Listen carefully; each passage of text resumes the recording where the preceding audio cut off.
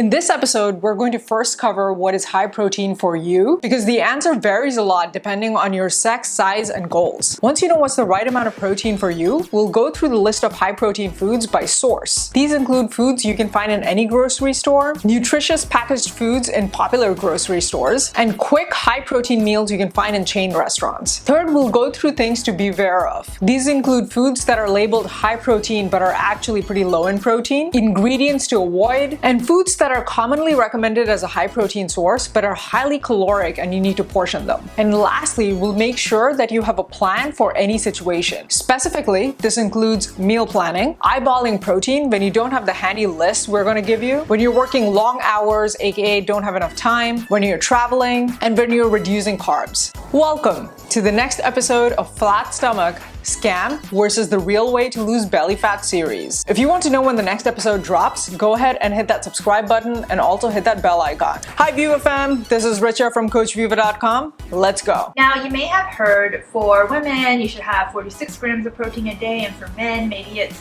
56 grams of protein a day, but those are only recommendations for people who are completely sedentary and trying to just maintain their weight. If you have active goals like actively losing weight or trying to maintain while gaining muscle or exercising intensively, then your needs will be different. Here's the daily protein range to target for your goals. If you're trying to lose weight and your BMI is greater than 21, then you want to get 0.5 to 0.8 grams of protein per pound of body weight per day. If your BMI is less than 21, then you want to shoot for 0.8 to 1 gram of protein per pound of body weight per day. Now, why do you need excess protein if you're at a lower BMI? Well, that's because you are probably nearing the point where you're quite lean, that your body is going to try to burn off more of your muscle rather than your fat for energy. This is because muscles need more calories to maintain compared to fat. If you're just trying to maintain your weight, then 0.5 to 0.8 grams of protein per pound of body weight is fine. And if you're trying to pack on muscle and you're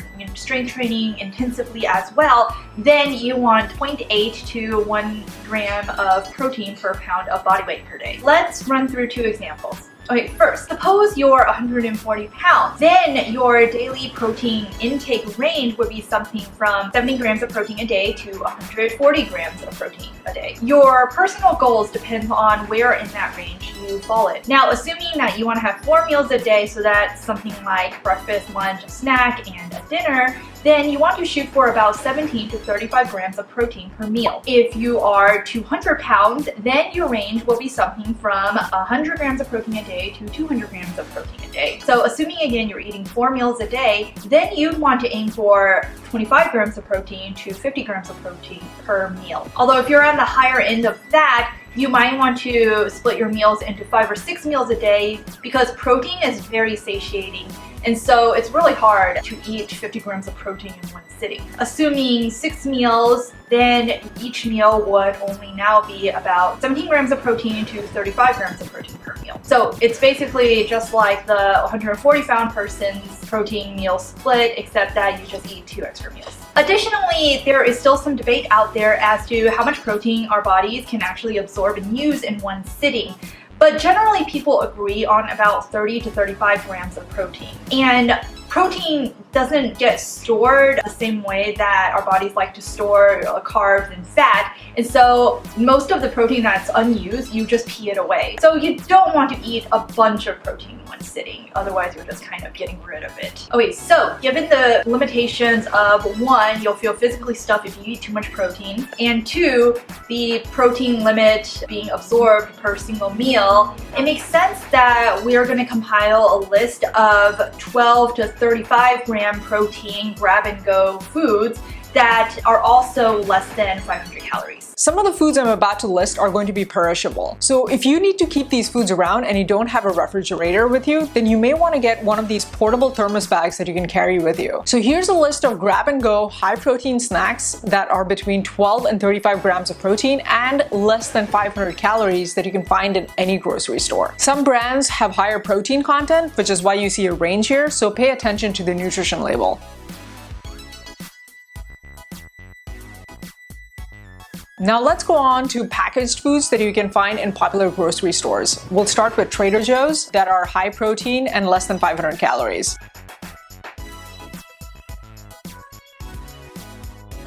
Here's a list from Whole Foods.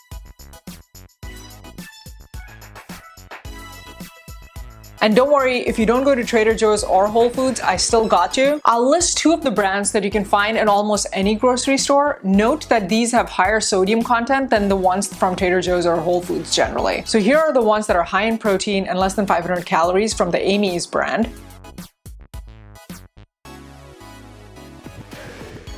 From the Lean Cuisine brand.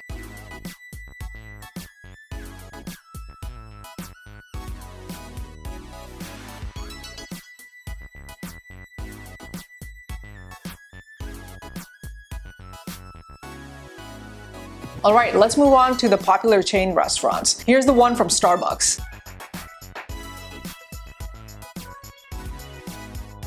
Dunkin' Donuts.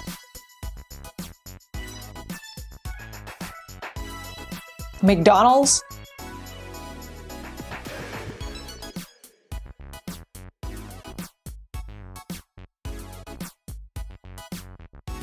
Taco Bell.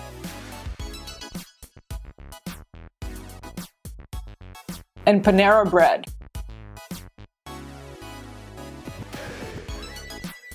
I've put together all of these lists into a PDF that you can grab from the link in the description below. Let's now turn our attention towards the 3 pitfalls that I often see our clients fall into. First, don't trust that a food is high protein just because on the label it says high protein. This is especially true for foods targeted towards women that claim something to be high protein, but when you look at it, it's less than 13 grams of protein. Second, don't just look at protein and calories on a food label. For protein bars, for instance, make sure they're not full of sugar. If you see over 6 grams of sugar on any protein bar, then that's way too much sugar. Generally, for any food, if you look at the ingredients on the label, just take a look at the first 3, that's all. If you see anything with the word sugar or a chemical that ends with OSE, then that means sugar makes up a vast majority of that food. You also want to be careful with sodium. Aim to avoid foods that are more than 600 milligrams of sodium. If you don't understand what most of the ingredients lists say, then it's probably better to shop around for an alternative. Lastly, you might heard that various nuts like pistachios and peanuts and nut butters like peanut butter are high in protein for you. And they do have protein, but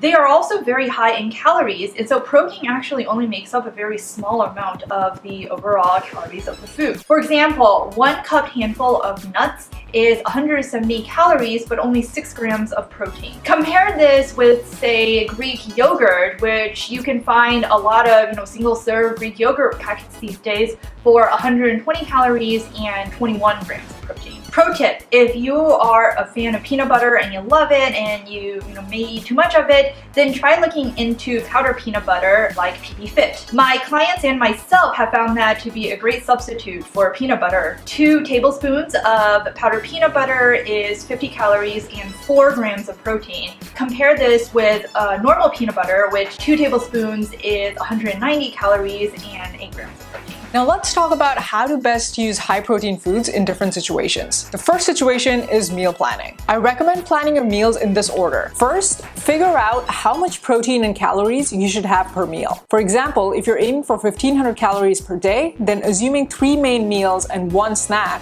you want to aim for about 420 calories and 23 grams of protein per main meal.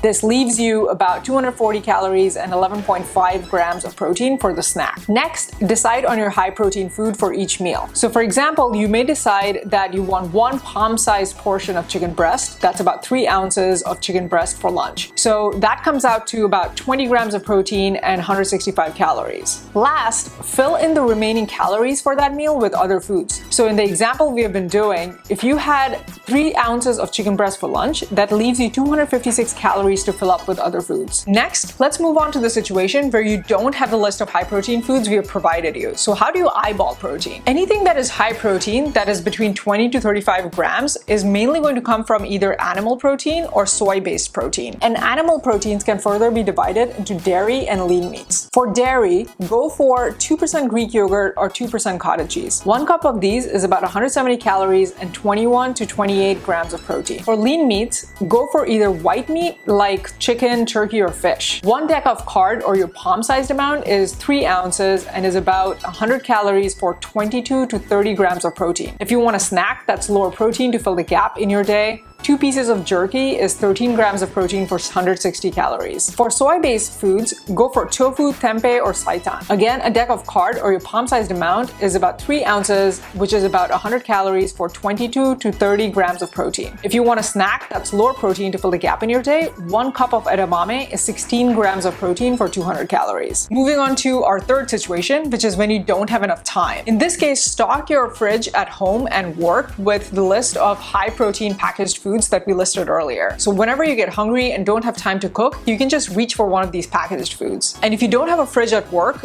get one of those portable thermos bags that I mentioned earlier. Next situation, let's say you're traveling. If you're doing long distance drives, then keep your glove compartment filled with high protein snacks. Again, make sure that you're bringing a portable thermos bag with you in case you have perishable high protein foods. If you're restricting carbs, then make sure that whenever you do have carbs, you have it with protein. The presence of protein will slow down the sugar absorption from the carbs and therefore provide you with consistent, stable energy. Without the protein, especially if you're having simple carbs, it's very likely you will have sugar highs and hunger crashes, which is something you want to avoid. Hey there! If you want to know when the next episode of Flat Stomach Scam and the real way to lose belly fat drops, go ahead and hit that subscribe button and also hit that bell icon. Until then, keep crushing it!